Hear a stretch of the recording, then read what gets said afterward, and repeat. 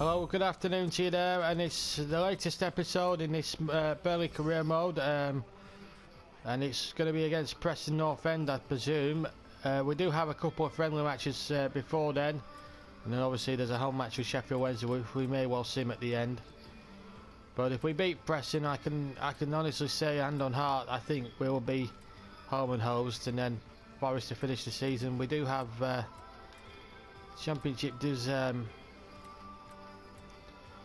and I think at the end of May, so the 7th, 8th, 14th. There's a lot of games to go, obviously, but as I say, it's as I say, I think Burnley are now as we just prepare now for the international friendlies that are coming up. Slovenia. I don't know why they have suspensions for these friendly games. There's nothing riding on them anyway, so I don't understand why they have to be suspended for that. But there you are. That's FIFA. That's the way that villain Blatter runs the place. It's in real life. All the World Cup sponsors have decided now if they don't get Blatter out of board, they want to see action done at FIFA. They want Blatter to resign, otherwise they're going to withdraw their sponsorship deals with the FIFA tournaments like the World Cup and all that type of thing, the Confederations Cup and one thing or another. Slovenia beat England there by a goal to nil, but as I say, there's nothing riding on it. There was an international friendly. There's a match against Holland coming up, again away from home. I'm not really too, as I said, I'm not too fussed about the international friendlies. They can be a little bit hit and miss.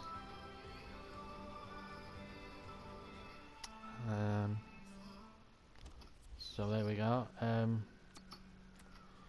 Right, so let's just check now. I thought we were going to play Preston, but obviously not. The game's been obviously put back, so we're due to playing them there.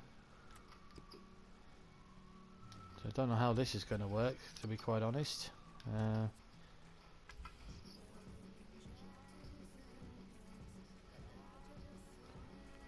I think we will have played Preston then, because you know, we will have been on England duty. So let's just have a look how that.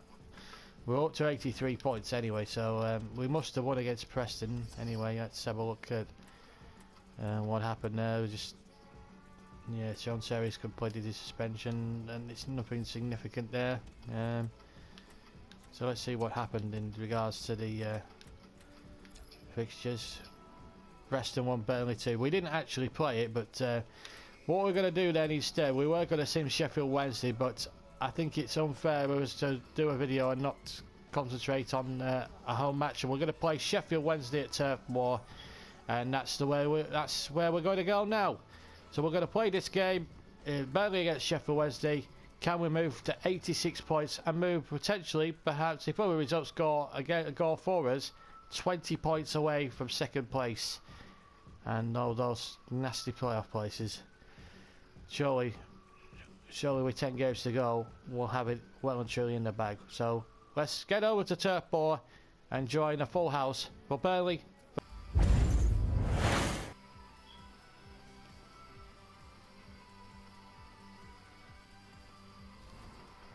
Hello and welcome to Turf Moor as Burnley take on Sheffield Wednesday. We were going to show the Preston game because it interfered with international duty. We couldn't do that one, so instead of which we're showing this one. We're going to play this one instead tonight under the lights at Turf Moor, which always makes it a bit special. But Burnley beat Preston, so we're unbeaten in all the local derby matches as well. So let's have a look at the two lineups as Burnley have got their top scorer there, Andre Gray. Charlie Austin, the ex-Clarets, there in the top three. But Gray has had a terrific season. He got 2 against Blackburn Rovers in the last video, as you may well have seen, and now he's looking for more goals against the Sheffield Wednesday side. This is the scene. One change from that, it's the same team that beat Preston, with Tommy Smith coming in, of course, to replace the injured Jamal Lascelles. Is out for 6 weeks, and did terrifically well at Deepdale the other night. Let's look at Sheffield Wednesday. Kieran Restwood, you may remember. Now, there are some good teams. Joel and Buss, the two centre forwards, Matthias and Sonogo. Wiggins, who's a youngster as well, so plenty of youth and quite a little bit of experience. but it's going to be a tough old test for the Owls against the Clarets.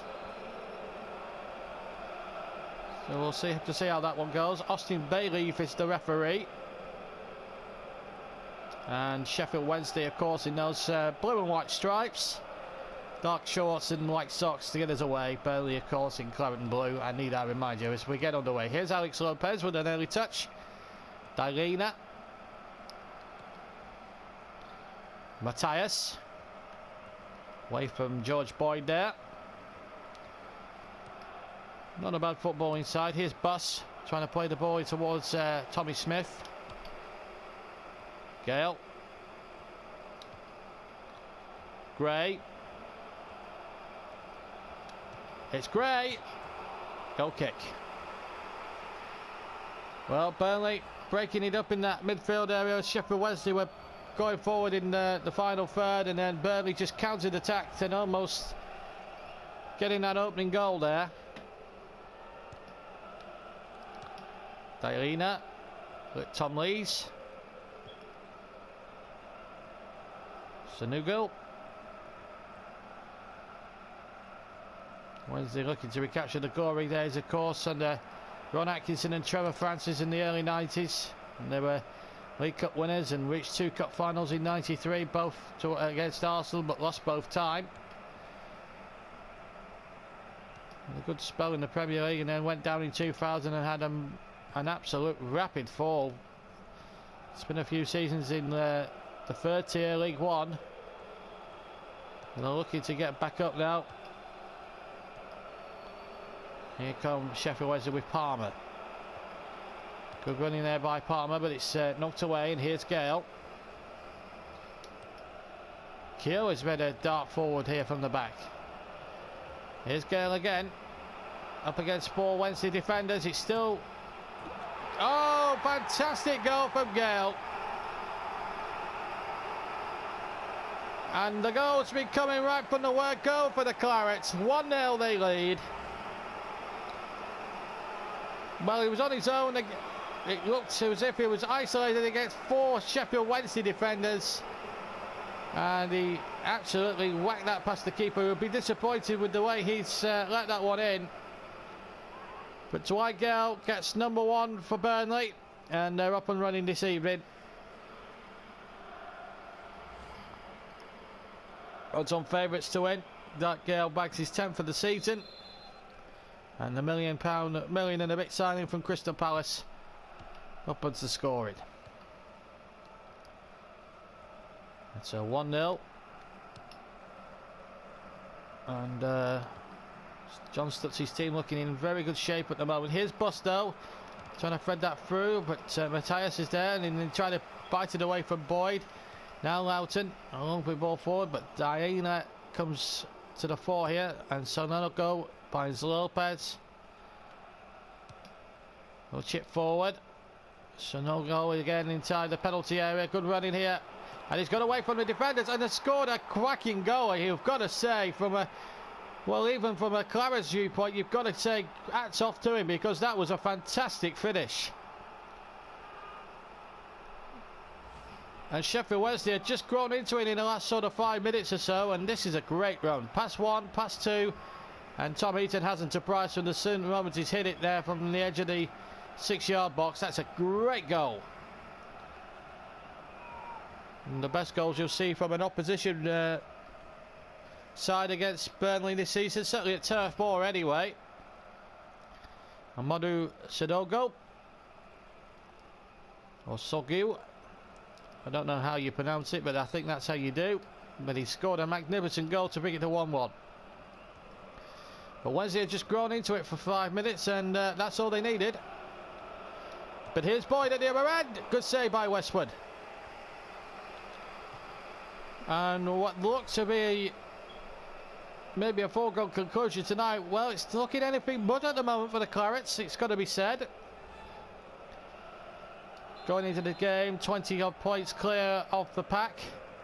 Well, quite a number of points ahead of the pack. They're on, I think they were on 83 to start with. A win would take them to 86. Usually 86 to 90 is enough there for promotion. Here's Tommy Smith, who's got forward from the back and is forced to save from Westwood. And Tom Lees then had to bail him out. Here's the goal scorer. Sogagu. Good tackle by Jordan Ibe. Nothing wrong with that at all.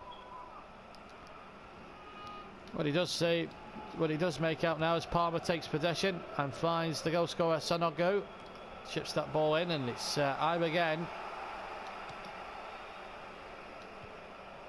Well, he mustn't do his panic, because they're in a good position in the league. Even a draw would not be the end of the world, but Sheffield Wednesday have really given it a good go here. But here's Gray. That's side netting.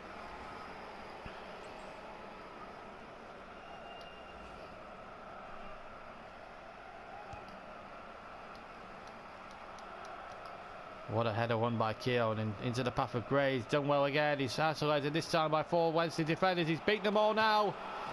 And a good save by Westwood.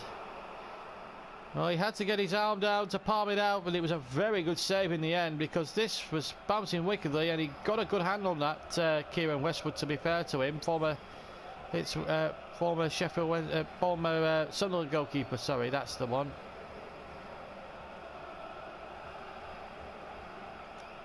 So a corner to be taken by Jack Grealish.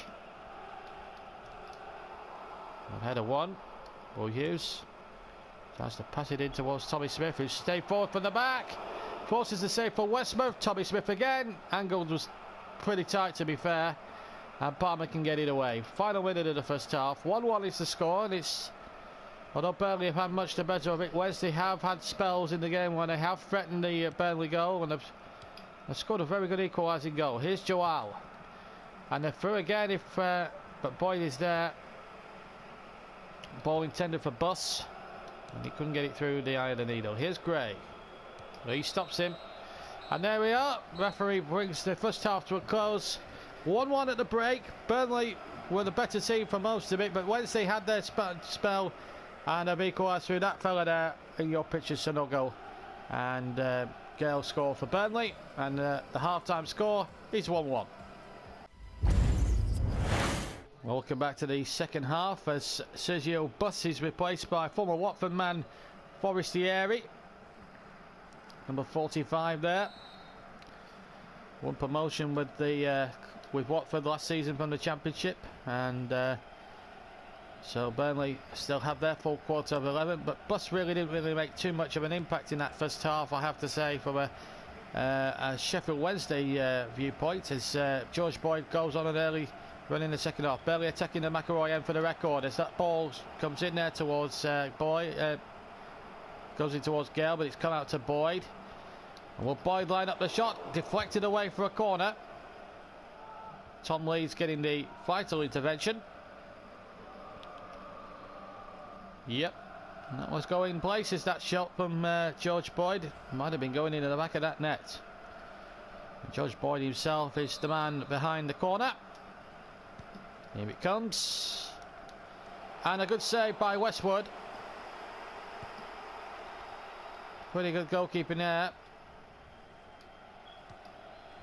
to deny Tommy Smith, who actually got the header in. Here he is now on the ball. Brentford is away. The next game is Brentford away. The games do come thick and fast in the Championship, as you well know, as everyone knows. Brentford at Griffin Park. And here's Gray. Oh, what about that for persistence? Andre Gray puts the Clarets in front for the second time. And can they keep the lead this time? Right. Well, he took some persistence to beat off the defender. Used his shoulders terrifically well. No foul there. And Westwood finally beaten.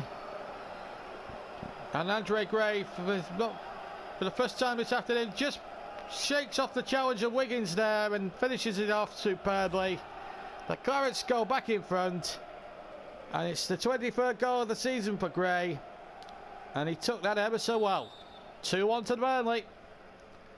And they have been the better side, and it is a lead they've richly deserved. Although, to be fair to Wednesday, they've offered a little bit more than what certainly opposition teams have actually thrown at them at Burnley in the past. So, credit for Wednesday. They have had a go today, the men from Mills, but But I'm feeling that the Clarets' undoubted quality will be too much for them on the night. Here comes Gray again. Oh, look at that for skill. Now, he's a bit isolated, however, though, against three Wednesday players, but he's taking them all on. He's almost beaten them. But finds the final obstacle, Westford, a very difficult one to break down, and then Wiggins completes the clearance. Sheffield Wednesday's games don't get any easier either. They've got to play Cardiff City next match the same day as Burnley are playing Brentford. As the ball comes into the penalty box once again. Keogh winning that header, and Will Hughes. He's had such a good season from midfield. Over a dozen goals already in this season. He's had a fantastic goal scoring season. It's probably his best yet. Wouldn't be now for scoring too many in his Derby County days, but he's certainly got a few in the Claret and Blue so far since joining them. And may well have Premier League football to look forward to next season. Burnley have just got to see it through now and just make sure they get themselves over the line now and just get 3 points against the Wednesday side, who have really stayed in it, to be honest. And Forestieri causing one or two problems, and Heaton, well, for the first time getting himself in a right angle there and just about getting away with it. Wednesday could have easily and should have been level. That's a foul. There's no doubt about that. A yellow card for Gale. It was a bit of a naughty one, I have to say, from Dwight Gale.